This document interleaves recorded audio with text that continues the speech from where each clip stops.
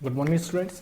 तो सर हम लोग का 67 बीपीएससी के लिए प्रिपरेशन चल रही थी, तो उसी लेक्चर की सीरीज में हमने अभी तक का जितने ही पेपर है ना बीपीएससी एंथ्रोपोलॉजी के, तो हमने बीपीएससी एंथ्रोपोलॉजी का ट्रेंड एनालिसिस किया हुआ है। ठीक है, कि किस टॉपिक से कितने क्वेश्चन आए थे, कैसे आए थे, सारी चीजें हमने यहाँ पे की हुई है। ठीक, तो हमने यहाँ पे 66, 65, 64, 63, 60, 62, 56, 59 तक मतलब 5 उसका किया हुआ है। इससे आपको एग्जैक्ट पता चलेगा कौन सा टॉपिक कौन से सब टॉपिक से क्वेश्चन आए थे, कितने मार्क्स के आए थे, कितने क्वेश्चन आए थे। ठीक है, तो आपको ये सारी चीजें यहाँ से पता चल जाएंगी। हाँ ठीक है, अब ठीक है, ठीक ठीक है। तो अभी सर ये जो आप वीडियो है ये आप मूवीशाला ऐप के प्लेटफॉर्म पे देख रहे हैं, और अगर आप हमारे यूट्यूब चैनल पे देख रहे होंगे इसको, तो सर हमारा मूवीशाला ऐप का एक प्लेटफॉर्म है, उसी पे हमने जो हमारा यूट्यूब चैनल है ASR IAS अकेडमी, तो कोविड-19 के बाद से हम लोग पूरा डिजिटल शिफ्ट हो गए थे। ठीक है, तो उसके बाद हमने मूवीशाला ऐप ही हमारा कोर्स लॉन्च किया। तो पहले हमने इंग्लिश मीडियम का एंथ्रोपोलॉजी बीपीएससी के लिए कोर्स लॉन्च किया था, फिर बाहरी डिमांड के बाद हमने अब नया हिंदी का भी मानव विज्ञान एंथ्रोपोलॉजी का कोर्स लॉन्च कर दिया 67 बीपीएससी के लिए पूरा। ठीक है, इसके सैंपल वीडियोस वगैरह आप बाकायदा देख सकते हैं यूट्यूब पे, और अगर आप मूवीशाला ऐप के प्लेटफॉर्म पे जाते तो जो हमारा कोड है ASRS8161, इसको यूज करके आप हमारे सारे वीडियोस देख सकते हैं। ठीक, तो अभी आपने सारे वीडियोस जो अभी हमने पहले डाले होंगे, पेपर एनालिसिस कैसे राइट करना है, क्यों एंथ्रोपोलॉजी ऑप्शनल चूज करना है, आपको सारे वीडियोस यूट्यूब पे मिल जाएंगे और मूवीशाला ऐप के प्लेटफॉर्म पे भी। अब अपन आते हैं सर कि जो हमारा ट्रेंड एनालिसिस है, पेपर कैसे क्या आए थे, उसको एक बार थोड़ा सा डिस्कस कर लेते हैं। ठीक है, तो जैसे सर सबसे आपको पता है हमने सेक्शन डिवीजन सब कुछ बता चुके हैं आपको कि पेपर 3 सेक्शन में आता है, सेक्शन 1, सेक्शन 2 और section 3। Section 1, section 2, section 3, 2A और 2B में चॉइस होती है, आपको कोई एक करना होता है, या तो आप 2A करिए या 2B करिए। ठीक है, तो आपको टोटल 3 सेक्शन अटेम्प्ट करने होते हैं इन पेपर।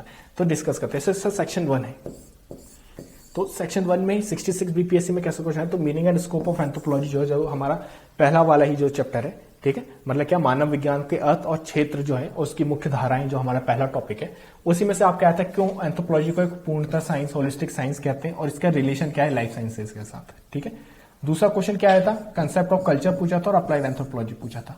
ठीक है, ये चीज आपको किससे, मतलब ये वाला 50 मार्क्स का था, ये वाला 12.5, 12.5। तो देखिए टोटल क्वेश्चन 3 थे, मार्क्स कितने थे 75।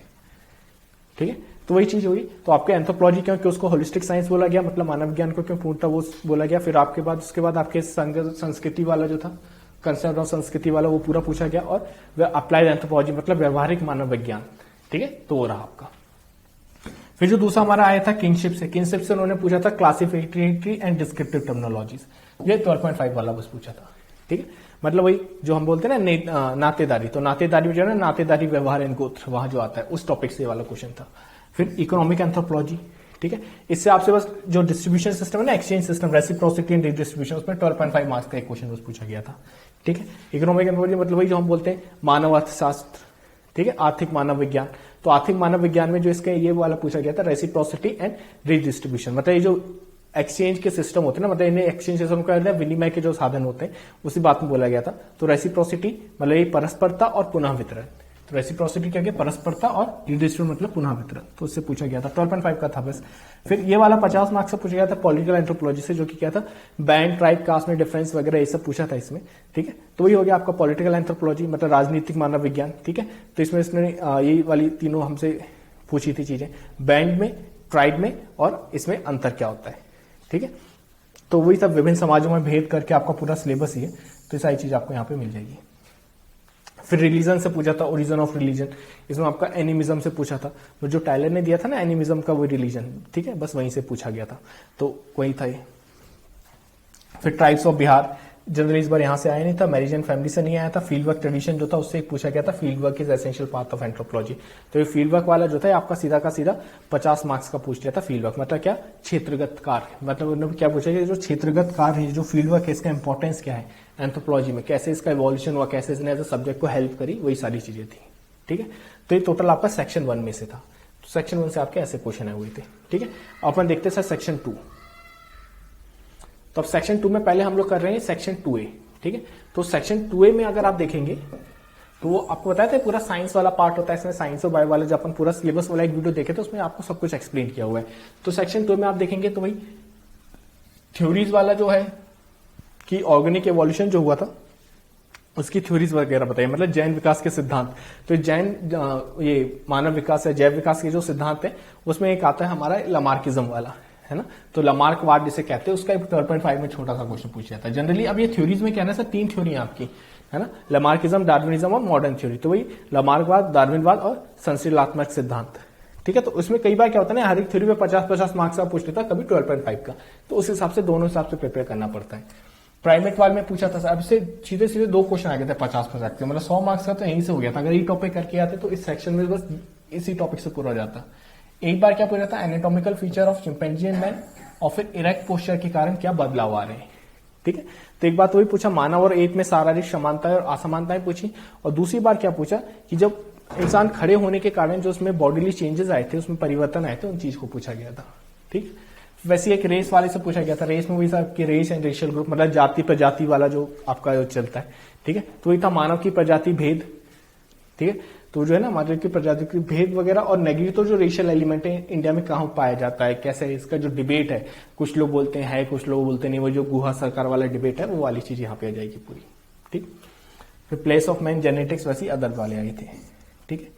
फिर अगर वही 66 का देखें, फिर इसके बाद आया था आपका सेक्शन 2 भी। सेक्शन 2 भी आपको पता था सर, थ्योरीज वाला है, मतलब जो सिद्धांत है कि मानव शास्त्र के वाले जो सारे सिद्धांत है, मानव विज्ञान बोलिए, नर विज्ञान बोलिए, ठीक है।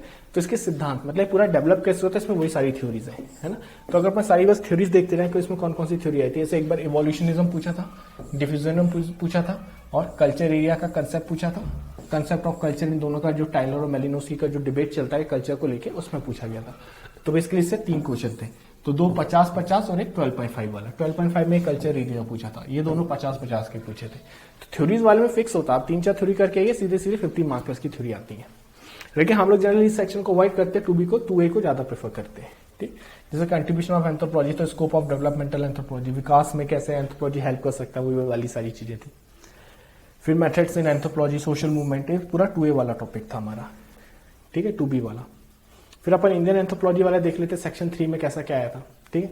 तो सेक्शन 3 में आपसे वही पूछा था sir, dimension of Indian culture, जो भारत की संस्कृति है उसका नहीं है, भारतीय सामाजिक व्यवस्था के आधार, तो वही वाली जो सारी चीजें थी। तो उसी में से ना भारतीय सामाजिक व्यवस्था का आधार, जो हिंदी में जो हमारा सिलेबस, उसी में से टॉपिक था unity and diversity of Indian society. अब ये आप देखोगे तो यूनिटी एंड डाइवर्सिटी आपको लगेगा तो जीएस वाला टॉपिक है, जीएस वाला है, थोड़ा बहुत वही लिखना था, लेकिन आंसर में आपको एंथ्रोपोलॉजिकल पर्सपेक्टिव भी देना था, ठीक है। कैसे इस आंसर को आप एंथ्रोपोलॉजी से जस्टिफाई कर रहे हो, यूनिटी एंड डाइवर्सिटी कैसे, तो इसमें आप एंथ्रोपोलॉजी में हम लोग रेस वगैरह पढ़ते वो लिखते हैं, आप ट्राइब कास्ट कंटिन्यूम वगैरह लिखते हैं, ठीक है। तो ये सारी चीज आप इंक्लूड करते हैं, आपका डाइवर्सिटी वाला टॉपिक बढ़िया से होता जाता है। कल्चर डाइवर्सिटी, कल्चर एरिया, इन सबको इंक्लूड करते हैं आप, ठीक है। कैसे कल्चर ट्रेड से कल्चर पैटर्न बना, ये सारी चीजें, फिर कैसे कल्चर पैटर्न अलग अलग हो जाता है, तो ये वही सारी चीजें आती। और पहले लेते हैं प्रीहिस्टोरिक साइट्स वगैरह पे क्वेश्चन आया था, ठीक है, मतलब वही पूरा पाषाण काल पे से। फिर आपका इधर इंडियन ट्राइबल सिनेरियो में गांधीयन अप्रोच पे आया था, कैसे गांधीयन अप्रोच आप फॉलो करेंगे ट्राइबल के लिए। फिर इंडियन सोशल एंथ्रोपोलॉजी बोलते हैं ना, भारतीय समाज जो था, तो थर्ड में एक है इंडियन सोशल में उन्होंने सारी चीज पूछी थी, वर्ण एंड कास्ट, संस्काराइजेशन का इन पे कैसे क्या इम्पैक्ट हो रहा है, ठीक है। फिर great tradition, little tradition, NMS complex, ठीक है, ये सारी चीज। ग्रेट ट्रेडिशन, लिटिल ट्रेडिशन मतलब वही जो हम नहीं बोलते इसको महान परंपराएं और लघु परंपराएं, तो महान परंपराएं, लघु परंपराएं। एनएमएस कॉम्प्लेक्स बोलते हैं nature man spirit complex, Hindi में जिसको बोलते हैं प्रकृति पुरुष आत्म समृक्ष, ठीक है। तो मतलब नेचर, प्रकृति, पुरुष और स्पिरिट का जो कॉम्बिनेशन हो रहा था, एलपी विद्यार्थी ने दिया था ना मालेर की स्टडी करके, वही वाली सारी चीजें थी। तो ये लोग क्या करते हैं ना, ये सारा टॉपिक जो है इकट्ठा दिए, तो ये क्या करते हैं 3-4 टॉपिक को मिला के एक 50 मार्क्स का क्वेश्चन बना देते, वही किया था। तो इस बार 2 क्वेश्चन आए थे ऐसे, एक में dominant caste tribe caste construct NMS complex पूछा था, एक में ये पूछा था, ठीक। तो ऐसा करके जो है ना, और issues related to national integration इस बार इससे नहीं था। तो ऐसा था सर हमारा 66 बीपीएससी का। तो ऐसे ही आप हमारे यूट्यूब चैनल पे देखेंगे और मूवीशाला पे देखेंगे, तो ऐसे ही हमने 66, 65, 64, 63, तो आपको 5 साल का ना सर पूरा का पूरा एक एनालिसिस मिल जाएगा कि पूरे 5 साल में कौन से क्वेश्चन आए, कौन से क्वेश्चन आपको करने, कौन सा टॉपिक ऐसा है जो कि आप बिल्कुल छोड़ने का वो नहीं कर सकते, कौन सा टॉपिक है जिसको आप इग्नोर कर सकते हो। कई बार टाइम कंस्टेंट होता है तो हमको डिफिकल्ट चॉइसेस लेनी पड़ती हैं, तब कैसे क्या चॉइसेस थे, उस टाइम में आपको ये ट्रेंड एनालिसिस बहुत ज्यादा हेल्पफुल रहेगा। ट्रेंड एनालिसिस को आगे बढ़ाते हुए सर हमने एसपीटी भी लॉन्च किया हुआ है। एसपीटी में हमने 5 साल के जो जितने पेपर आए ना टॉपिक, इन पूरे पेपर का वीडियो डिस्कशन किया हुआ है, कैसे आंसर लिखना था, उसमें थ्योरी कैसे क्या लिखनी है, ये सारी चीजें आपको एसपीटी में मिलेंगी, ठीक है। तो सर आप हमारा जो कोड है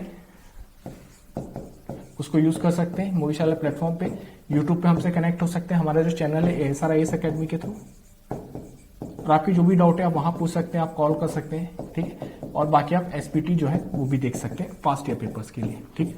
और जो हमारा नया हिंदी का कोर्स चालू हो रहा है सर, जो हमने पूरा चालू किया 67 बीपीएससी के लिए, उसको डेमो क्लासेस गो थ्रू होने के लिए मूवीशाला प्लेटफॉर्म पे इस कोड का यूज कर सकते हैं, ठीक है। Okay sir, then thank you, मिलते हैं नेक्स्ट लेक्चर में।